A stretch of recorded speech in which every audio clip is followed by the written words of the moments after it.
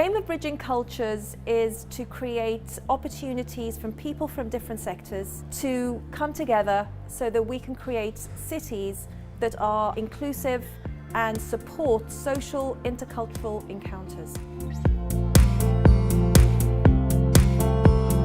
We started the day with Marvin Rees, the Mayor of Bristol, giving us an amazing talk about his own experience growing up. Facilitating that social integration that we so often go after cannot be pursued unless we look at political and economic inequalities as well. It's the economic inequalities that drive people apart, make them feel more vulnerable and less able to cope with difference and diversity, and feel that difference and change is a threat rather than an opportunity. I welcome Bridging Cultures. It creates space for us to have that conversation. We need to be having that conversation and exploring all the ways in and the dynamics around it. It's been an amazing opportunity to see over 60 people from different sectors working together in roundtables to discuss how do we work together, how do we leverage each other's resources, networks, skills and experience to bridge cultures in Bristol. We certainly had double the numbers that we had at a previous meeting, and the energy was there, and it seemed to build and build right to the end. I think there's some massive challenges here within the city around life expectancy, 25% of children still in poverty within the city, seventh worst in terms of race equality, some real gaps, some real gulfs that it's critical that we have a strategy and a plan for how we're going to tackle over the course of the next few years. In running the Chambers of Commerce in the city and through my role in the Local Enterprise Partnership, I think we need to work harder to get people from all sorts of different backgrounds, whether they're from Somalia, whether they're from Poland, feel that they can connect and be part of, I suppose, how the city operates.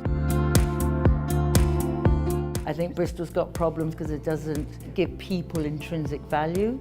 So we don't value cultural difference, and we don't value people for just who they are.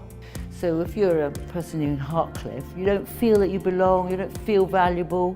It's been a great opportunity to bring together different organisations and people from around the city to tell them a bit more about what we're doing and to work out how they can help us to actually get our message out to the communities in Bristol about the opportunities that we have here. A lot of people have made pledges today, and it would be great to see some of those actually come through. The fact is there's a lot of people we're really honest about today. People from minority communities aren't doing as well on the whole in society as they should be. So it's really important to get people together from different backgrounds to talk about what those problems are, but even more importantly to think about what the solutions are. I really enjoyed the pledges, and I thought it was an important part to include so that we make ourselves accountable on our own doorstep, not just expecting somebody somewhere else to make stuff happen that's going to bridge cultures. I've come away a bit motivated. My pledge is to make sure that where sus-trans are working in communities across all of England really, but to make sure that we go out and knock on the doors of the people that we're trying to reach. There's a lot already happening here. This isn't building up a bridging cultures from nothing. So there's a huge potential there to build upon. In fact, I would say it would be a real shame and a disappointment if we didn't build on that, because I think Bristol perhaps are now one of the strongest placed cities with that kind of social and community infrastructure.